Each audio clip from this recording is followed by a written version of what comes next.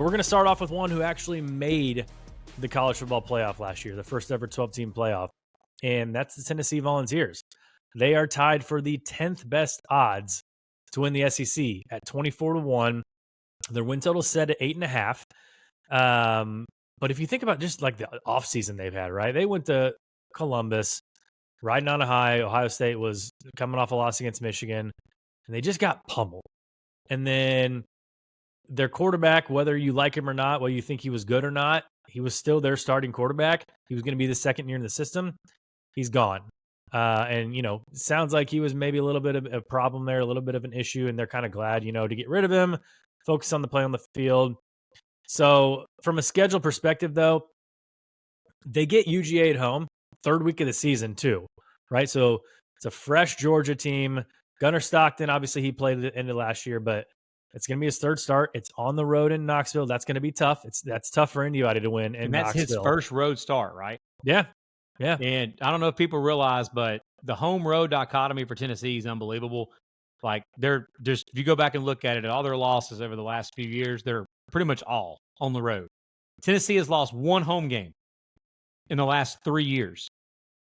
It was to Georgia 2 years ago. That was that's their last home loss. So again, Tennessee has only lost one home game in the last 3 years, and they've got a chance to avenge that.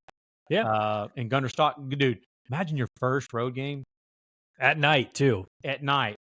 Wait, no, it's not at night. It's in the afternoon. Yeah, you're right. So but still, either way, that mid-afternoon game there in Knoxville. That place will be rocking. Mm-hmm. That'll be.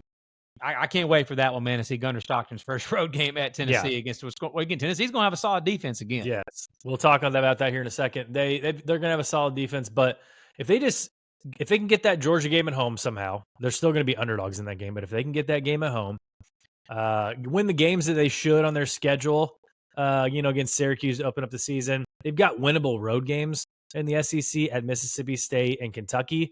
They can win those games. They got to go to Bama and they got to go to Florida. But, say you split those games even, right? You win at Florida and you got one loss in the SEC. You find yourself kind of vying for that SEC championship at the end of the season. If you really think about it, hey, real quick, look at the bottom of this screen and hit that subscribe button for us, please. And also follow us on Apple and Spotify. It doesn't cost you a thing and it helps us out a ton. We greatly appreciate it. They just win the games that they're quote unquote supposed to win. Yeah. And then at Florida in the Swamp, at Bama, Georgia. You go 1-2 in those games. We know the magic number until something is proven different. I know last year everybody was at the end of the year fighting over the whole 9-3 discussion. If you've played a tougher schedule, blah, blah, blah. Until something changes, 10-2 is the magic number. At least 10 wins.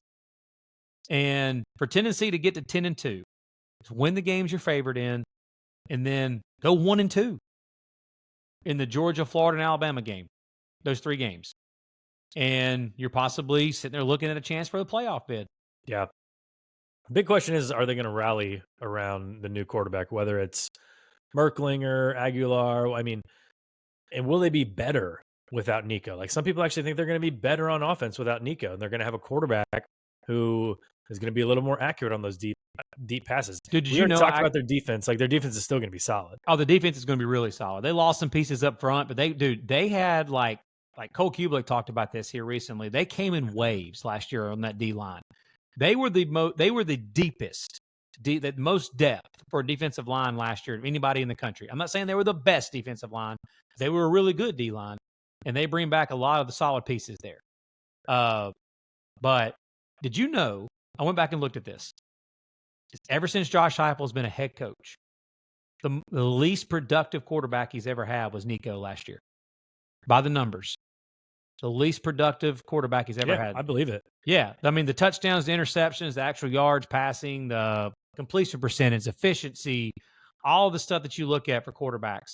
It's like, I mean, Mackenzie Milton, Dylan Gabriel, Hendon Hooker, and even Joe Milton. Yeah. And if you look at Nico's stats too, like, I mean, he put up most of his damage against crappy teams. Yep. So, I mean, that's why I'm like, you made a good point, man. Whoever QB1 is going to be, this is Josh Heupel's system here. A really good quarterbacks coach in general, a really good offensive coach. mean, his offense has been really good every year. He's been a head coach when he was an offensive coordinator before that at Mizzou, before he took over at UCF.